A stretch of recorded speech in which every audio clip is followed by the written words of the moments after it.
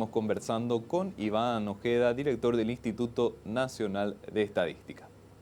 Director, en términos de lo que serían las condiciones, por decirlo de alguna manera, de la clase media, creo que es importante resaltar de que en términos de pobreza, por ejemplo, el Instituto Nacional de Estadística tiene las mediciones de la pobreza monetaria y también la pobreza multidimensional, que le da otro componente o que permite hacer un análisis mucho más completo de cuál es la situación de muchas personas. Tal vez en términos estadísticos no tenemos esa misma complementariedad de análisis en torno a la clase media, pero hay que resaltar que tal vez la clase media, a pesar de tener ingresos que lo ubican dentro de esta franja, dentro de esta franja, digo bien, podrían tener también algún tipo de carencia que es importante analizar en términos de las políticas públicas para ir dando mayor solidez a esta franja que evidentemente es sumamente importante en términos económicos también. Es asimismo, la pobreza tiene muchas dimensiones. Venimos hablando de la pobreza monetaria, de los que están en pobreza porque no alcanzan a cubrir 26.000 guaraníes por día. Pero una persona puede ya tener esos ingresos, cubrir los costos de alimentación, los costos de una canasta básica de bienes de consumo y sigue teniendo carencias. Es ahí donde surge, digamos, esta ponencia del Premio Nobel de Economía Amartya Sen del año 98, en donde él decía que las vidas humanas sufren muchos tipos de vejaciones, maltratos, humillaciones que tienen que ser analizados con una mirada global, con una mirada multidimensional. Justamente hemos trabajado con la Universidad de Oxford en su iniciativa de desarrollo humano y reducción de pobreza, y hemos desarrollado en el Paraguay por primera vez en su historia estadística el índice de pobreza multidimensional. Analizamos 4 dimensiones: la dimensión de salud, de educación, de vivienda y de empleo, y dentro de esta dimensión tenemos las carencias. Entonces, un hogar pobre multidimensional es aquel en donde sus integrantes sufren en simultáneo 4 o más carencias. Y es así que el 17% de los hogares en el Paraguay está en pobreza multidimensional. Es una población aproximada de 1.009.000, y esto también tiene referencia con una pobreza más estructural, más allá de la pobreza monetaria, que es una pobreza coyuntural. Una persona puede mejorar sus ingresos o puede reducir sus ingresos, entonces entra y sale en la pobreza. Sin embargo, en la pobreza multidimensional ya es más estructural, porque si de repente no tiene acceso a agua corriente, una vez que tiene, eso ya es una estructura, ya mejora estructuralmente. O por ejemplo, si tiene niños que no han terminado el colegio, logran terminar el colegio, o si es una familia que vive en hacinamiento, 4 o más personas en un mismo dormitorio, construye un nuevo dormitorio, entonces sale de esa carencia. Y en cuanto a la comparación que hace el Banco Mundial con su metodología digamos, esta perspectiva de vulnerabilidad, también ellos hablan de que hay una franja importante de personas que han salido de la pobreza, pero siguen en una franja de vulnerabilidad. Ellos dicen que el 39% de la población está en una franja de vulnerabilidad. Esa franja de vulnerabilidad, en términos sencillos, son aquellas personas que tienen un ingreso entre 53.000 y 108.000 guaraníes por día. Ya están por encima, digamos, salieron de la pobreza, pero siguen siendo vulnerables. Entonces, ahí es en donde vienen los desafíos que tenemos y las políticas públicas que hoy el gobierno nacional de don Santiago Peña está impulsando con mucha fuerza. Por ejemplo, el tema de hambre cero. Imagínate, en años anteriores solamente 65.000 niños recibían el desayuno, la merienda escolar. Este año ya se llega a 430.000, y para el año que viene vamos a llegar a 930.000 niños, o 30.000 niños, perdón, que van a recibir el almuerzo, la merienda, la cena escolar.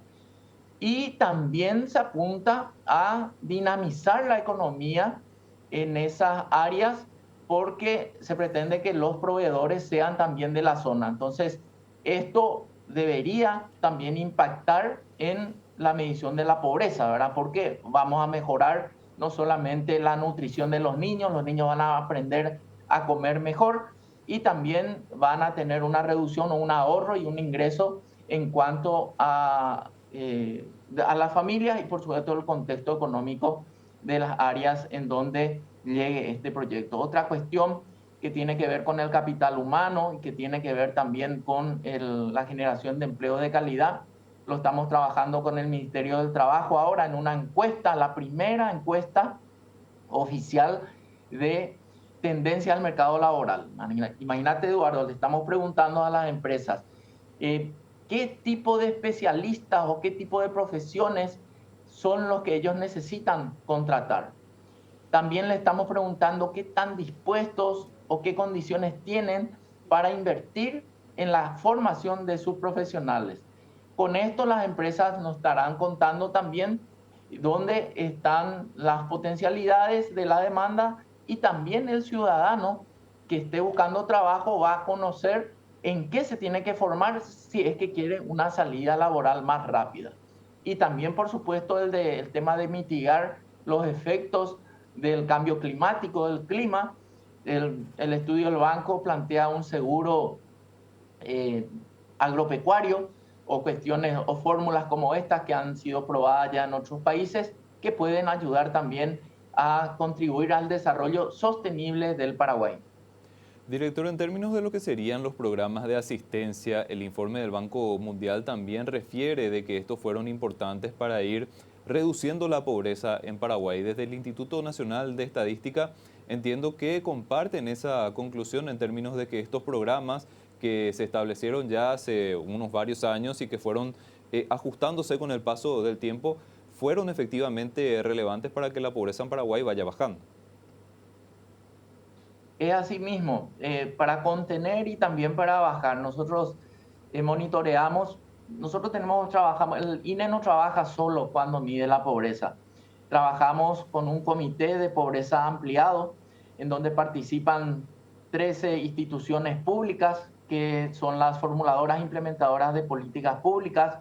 También tenemos organismos multilaterales, como por ejemplo el Banco Mundial es parte del comité de pobreza, también agencias del Sistema de Naciones Unidas, como UNICEF, PNUD, el Fondo de Población y también investigadores independientes de nuestro medio.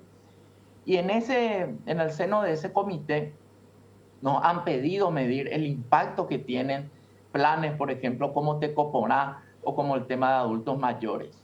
Si esos planes no hubiesen existido, íbamos a la pobreza se iba a disparar en 3 puntos más. Entonces, esto evidencia la eficiencia que están teniendo estos planes y la necesidad de darle sostenibilidad a estos planes, que si bien son de mitigación, también han evitado que mucha gente caiga en la pobreza monetaria, en la pobreza extrema.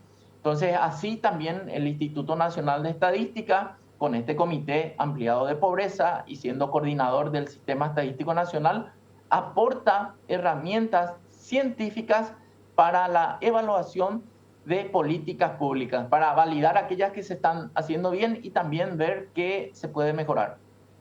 Director, una cuestión que en cierto modo también hay que resaltar del informe es la credibilidad de los datos del Instituto Nacional de Estadística en términos de que se toman como un insumo para la elaboración de este informe del Banco Mundial al que estamos haciendo referencia. Esto evidentemente ocurre porque las estadísticas oficiales son confiables. Esto también es importante desde el punto de vista del establecimiento de las políticas públicas porque nosotros necesitamos contar con datos creíbles y datos fiables para poder ir trazando justamente las políticas públicas que necesitamos para ir alcanzando nuestros objetivos como país. Totalmente. El presidente de la República hace un llamado a que todas las políticas públicas se basen en la evidencia y para eso necesitamos información de calidad en tiempo oportuno. Las estadísticas paraguayas se han jerarquizado muchísimo a partir de la nueva ley, la 6670, que le da el rol de ser rector de las estadísticas oficiales al Instituto Nacional de Estadística y también el coordinador del Sistema Estadístico Nacional.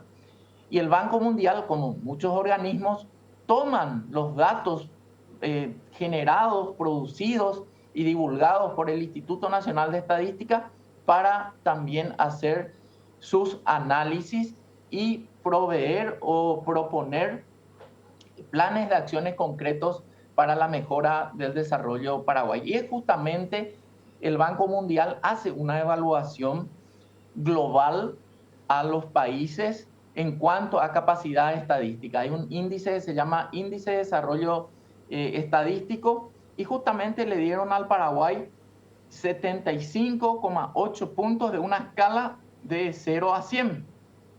Esto posiciona al Paraguay entre los países mejor posicionados en capacidad estadística. Tenemos una nota que nos ubica por encima de la media de países de América Latina y el Caribe, y no solamente eso, estamos por arriba del promedio de países de renta media del planeta. Entonces, esto evidencia, no porque lo digamos nosotros, sino que un enfoque, un análisis global realizado por el Banco Mundial, en donde posiciona al Paraguay entre las oficinas nacionales de estadística más competitivas del planeta. Esto también es un desafío para nosotros porque se evidencia que podemos seguir mejorando y esto solamente es posible, en primer lugar, gracias al ciudadano que nos atiende y nos da su información. En segundo lugar, a la salvaguarda que nosotros hacemos de la confidencialidad de la información del ciudadano. Bajo ningún sentido nosotros podemos difundir la identidad del informante. Y por supuesto, así como un país necesita infraestructura física como puentes, rutas, escuelas, etcétera, para el desarrollo, también necesita fortalecer su infraestructura estadística. Y esto, en esta coyuntura, se da con el Censo Nacional de Población y Viviendas. Imagínate, tenemos información súper reciente de una realidad actual del Paraguay y este es un insumo fundamental para la formulación y políticas públicas. Todas las políticas públicas se basan en los datos de población proveídos por el último Censo Nacional de Población y Viviendas realizado por la gente del Paraguay y coordinado por el Instituto Nacional de Estadística. Trabajo que incluyó, director, lo que es el censo indígena, que también es un esfuerzo sumamente importante. Y ahí un homenaje al padre Meliá, que en la década del 80 ya él creía que se podía hacer ese censo indígena y hemos evolucionado mucho y hemos llegado a mejorar tanto la metodología que hoy identificamos 140.000 hermanos indígenas en el Paraguay de los 19 pueblos que viven en casi 800 aldeas o barrios y son 5 familias lingüísticas donde por supuesto el 50% es la familia lingüística guaraní. Director, le agradecemos muchísimo el tiempo y el análisis. Evidentemente nos parece sumamente importante lo que estuvimos conversando en términos de cómo la clase media en Paraguay está creciendo. Esto es un tema sumamente relevante en términos de lo que sería la propia economía paraguaya y seguramente cuando tengamos los datos más nuevos o cuando el informe del Banco Mundial vaya renovando datos estadísticos con base en la información más reciente, vamos a seguir analizando este camino que está atravesando Paraguay. Le agradecemos muchísimo, esperamos contar con su participación siempre en este espacio. Yo soy el agradecido en nombre del Instituto Nacional de Estadística y por supuesto, así como vos estás señalando, el Paraguay es el país que más está creciendo sostenidamente en la región y yo creo que nos esperan días cada vez mejores en el Paraguay. Así que muchas gracias por el espacio y a las órdenes siempre.